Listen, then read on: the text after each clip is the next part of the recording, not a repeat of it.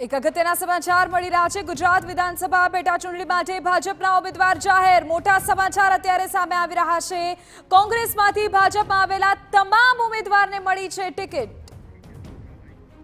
કિંજલ મિશ્રા અમારા સંવાદદાતા વધુ જાણકારી સાથે જોડાઈ ગયા છે। કિંજલ, જેમણે પક્ષ બદલ્યો પરંતુ એ જ ચહેરાઓ મેદાનમાં। જી બિલકુલ આ જ થતું હોય છે। જ્યારે પણ ચૂંટણી સમયે કોઈ પણ ધારાસભ્ય રાજીનામું આપે છે તો માની લેવું કે ધારાસભ્યને જે પક્ષમાં જે જઈ રહ્યા છે તે પક્ષમાં ચૂંટણી મળશે। ગુજરાતમાં ભાજપની આ રીતિ રહી છે। સૌથી મહત્વનું છે વિસાવદરમાં પેજ ફસાયેલો છે અને એ જ કારણ હતું કે વિસાવદરની અંદર જાહેરાત છે ઇલેક્શન કમિશન દ્વારા પણ નથી કરવામાં આવી। ઇલેક્શન શેડ્યુલને લઈને છેલ્લા કેટલાય સમયથી ભાજપ દ્વારા સ્ટેટમેન્ટ આવી રહ્યા હતા કે વિસાવદરને લઈને રજૂઆત કરવામાં આવશે, પરંતુ વાત એ છે કે વિસાવદરમાં પેજ ફસાયેલો છે। હર્ષદ રીબડિયા રાજી નથી કોર્ટમાંથી અરજી પાછી ખેંચવા માટે અને એ વિસાવદર ઉપર આમ આદમી પાર્ટીમાંથી આવેલા ભૂપત બાયાણી હવે ચૂંટણી લડવા માંગે છે। કમિટમેન્ટ આપવામાં આવ્યું છે, આ પેજ ફસાયેલો છે, એના કારણે આ વિસાવદર બેઠકની જે જાહેરાત છે તે નથી કરવામાં આવી। બાકી 4 બેઠકોની જાહેરાત છે તે કરવામાં આવી છે।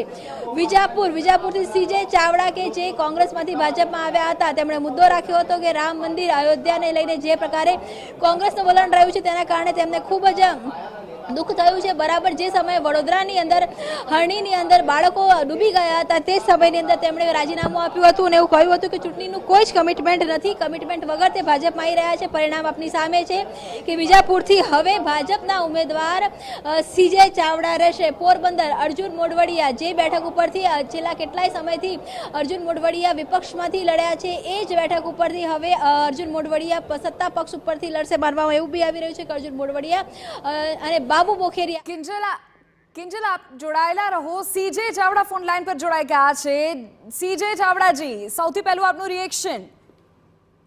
હાઈકમાન્ડે મારા પર કરજ દોર્યો છે બદલ હાઈકમાન્ડનો આભાર માનું અને વિજાપુરની જનતાએ મારા પર વિશ્વાસ મૂકીને જે રીતે ચૂંટ્યો હતો એ જ જનતા આજે મારી સાથે સંમિલિત થઈને ફરીથી પ્રચંડ બહુમતીથી જીતાડશે એવી અપેક્ષા રાખું છું। સીજે ચાવડાજી, આપ અગાઉ પણ બીજા પક્ષના મેન્ડેટથી લડ્યા, આ વખતે ભાજપના મેન્ડેટથી લડી રહ્યા છો। કઈ બાબતો પ્રાયોરિટીમાં રહેશે હવે?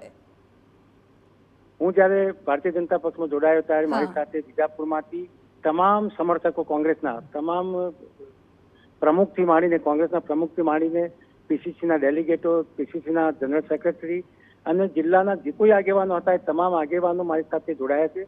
જિલ્લા પંચાયત, તાલુકા પંચાયતમાં ચૂંટાયેલા તમામ સમર્થકો કોંગ્રેસના મારી સાથે ભારતીય જનતા પક્ષમાં જોડાઈને આજે ખભો મિલાવીને કામ કરી રહ્યા છે।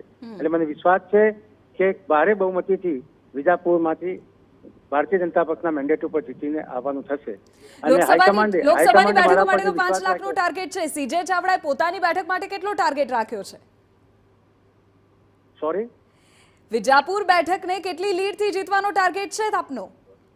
અત્યારે હાલ તો વિજાપુરનું વન સાઇડેડ વાતાવરણ થયું છે। મને વિશ્વાસ છે કે 50,000 કરતા વધારે મતોથી જીત થશે અને 50,000 કરતા વધારે લીડ ભારતીય જનતા પક્ષના લોકસભાના ઉમેદવારને પણ મળશે। અચ્છા, કયા મુદ્દાઓને લઈને જશો આ વખતે સીજે ચાવડાજી આપ લોકોની વચ્ચે? અત્યારે ભારતીય જનતા પક્ષે જે કંઈ કામ હતું અથવા એના એજન્ડામાં જે કંઈ વસ્તુઓ મૂકી હતી, જે કંઈ પ્રશ્નો મૂક્યા હતા એજન્ડામાં, એ તમામ એજન્ડા મુજબના ચૂંટણી ગંઢેરા મુજબના કામો એને પૂર્ણ કર્યા છે અને વિકાસની ગતિ બેવડી ગતિએ અત્યારે કામ કરી રહી છે। એ કામો લઈને એ પ્રશ્નો લઈને અને એ વાત લઈને આપણે પ્રજા સમક્ષ જવાના છીએ। અને જે મેન્ડેટમાં ચૂંટણી ગંઢેરામાં વર્ષોથી શ્રીરામ મંદિરનો હોય કે 370ની કલમનો હોય કે સમાન નાગરિકતાનો હોય કે જે કોઈ પ્રશ્નો હતા, ખેડૂતને લગતા કે ખેતમજૂરને લગતા કે પશુપાલકને લગતા કે મહિલાને લગતા, મહિલા અનામતને લગતા, એ બધા જ એના જે વાદાઓ હતા એ પૂરા કર્યા છે। એટલે એ મુદ્દાઓ લઈને જઈશું કે ભારતીય જનતા પક્ષ જે બોલે છે એ કરે અને એ કરવાની સાથે સાથે વિકાસનું એક કામ પણ અટકતું નથી અને બેવડી ગતિએ જ્યારે વિકાસ ચાલી રહ્યો છે ત્યારે આપણને એ વાત લઈને જવામાં કોઈ મૂંઝવણ રહેશે નહીં। પણ સીજે ચાવડાજી, વિકાસની ગતિ આપવાનું કામ તો ત્યારે થઈ શકે જ્યારે સ્થાનિક નેતાઓ અને કાર્યકર્તાઓનો પણ સપોર્ટ હોય। સીજે ચાવડાને છે ભાજપના સ્થાનિક નેતાઓ અને કાર્યકર્તાઓનો સપોર્ટ? ભારતીય જનતા પક્ષના સ્થાનિક કાર્યકરો, સ્થાનિક નેતાઓ, જિલ્લાના નેતાઓ, જિલ્લાના કાર્યકરો અને રાજ્યનું હાઈકમાન્ડ તમામનો સીજે ચાવડા સાથે સમર્થન છે। અચ્છા, પણ વારંવાર એવું સામે આવતું હોય ને સીજે ચાવડાજી કે જે બીજા પાર્ટીમાંથી આવ્યા છે એમની સામે જે પાયાના કાર્યકર્તાઓ છે એમની નારાજગી હોય, આવું કશું છે વિજાપુરમાં? નથી, કોઈ નારાજગી નથી। ઓકે, ચલે આપનું એક રિએક્શન એ કે બીજા જે તમારા સાથી મિત્રો છે એમને લઈને આપ શું કહેશો, કારણ કે ટિકિટ બધાને મળી છે. બીજા સાથી મિત્રો પણ પોતપોતાના સ્થાનિક વિસ્તારને લક્ષમાં લઈને અને સ્થાનિક વિસ્તારની પ્રજાના જે ડિમાન્ડ હતી, જે માંગ હતી કે આ ભારતીય જનતા પક્ષમાં જોડાવ તો અમારું કામ ડેવડી ગતિએ થશે, અને એ રીતે લોકો જોડાયા છે. એટલે મને વિશ્વાસ છે કે 5 જે કોંગ્રેસમાંથી ભારતીય જનતા પક્ષમાં જોડાયા છે જે ધારાસભ્યો એ તમામ ચૂંટાશે. આભાર સીજે ચાવડાજી મારી સાથે જોડાવા બદલ. અને જે પ્રકારે સીજે ચાવડા હવે વિજાપુર બેઠકના ભાજપના ઉમેદવાર છે અને તેઓ કહી રહ્યા છે કે તેમની સાથે આવેલા અન્ય મિત્રો પણ જે પેટા ચૂંટણી છે તેમાં જીતશે, અને સાથે તેઓ તો એમ પણ કહી રહ્યા છે કે આ વન સાઇડેડ ચૂંટણી છે. કિંજલ અમારા સહયોગી જોડાયેલા છે સીધા. કિંજલ, વન સાઇડેડ ચૂંટણી છે એવું સીજે ચાવડા કહી રહ્યા છે. વિધિ, સીજે ચાવડા માટે આ વાત લગભગ સાચી એટલે બી મળી શકે, કેમ કે સીજે ચાવડા જ્યારે કોંગ્રેસમાં હતા ત્યારે પણ એમણે જે મુદ્દાઓ હતા એ મુદ્દા પ્રમાણે ઉઠાવ્યા હતા, અને સીજે ચાવડાનો એક ગરોબો પહેલાથી ભાજપ સાથે હતો.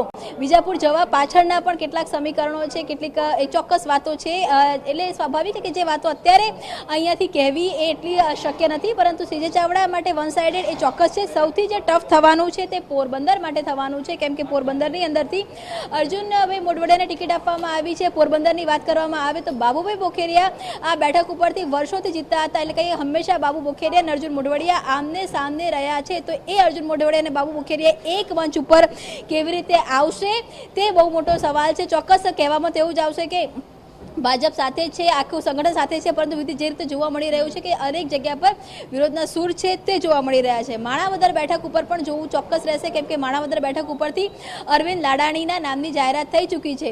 વિધિ, ભૂતકાળમાં આ જ બેઠકને જીતવા માટે જવાહર ચાવડાને કોંગ્રેસમાંથી ભાજપમાં લાવ્યા હતા, અને હવે આ જ બેઠક ઉપર કોંગ્રેસમાંથી આવેલા અરવિંદ લાડાણી જીતવાના છે. એટલે ચોક્કસ આ બેઠક ઉપર જે લડાઈ છે તે કોંગ્રેસમાંથી જ આવેલા બે નેતાઓ વચ્ચે છે, ત્યારે કોણ કોને મનાવી લેશે એ ખૂબ મોટો પ્રશ્ન છે. હાલાકી જવાહર ચાવડાએ એવું ચોક્કસ કીધું છે કે તેમને કોઈ પણ પ્રકારની નારાજગી નથી અને સમય સાથે તે ચોક્કસ રીતે આગળના કેમ્પેનમાં જોડાશે, પણ સત્તાવાર રીતે અરવિંદ લાડાણીના નામની જાહેરાત થઈ ચૂકી છે. ત્યારે માણાવદર બેઠકમાં જવાહર ચાવડાને કેવી રીતે મનાવવામાં આવશે તે ખૂબ મોટો પ્રશ્ન છે. ખંભાત ચિરાગ પટેલ સૌથી જે આમ આદમી પાર્ટીમાંથી જ્યારે ભૂપત ભાણે રાજીનામું આપ્યું ત્યારબાદનું બીજું જે રાજીનામું હતું ચિરાગ પટેલનું આપવામાં આવ્યું હતું. ખૂબ ઓછા માર્જિનથી આ બેઠક હતી એ ભાજપ હારી હતી. ચિરાગ પટેલ પણ હવે ભાજપના મેન્ડેટ પર જીતશે, ત્યારે ખંભાતની અંદર પણ કેટલીક જે નારાજગી છે તે જોઈ શકાય છે.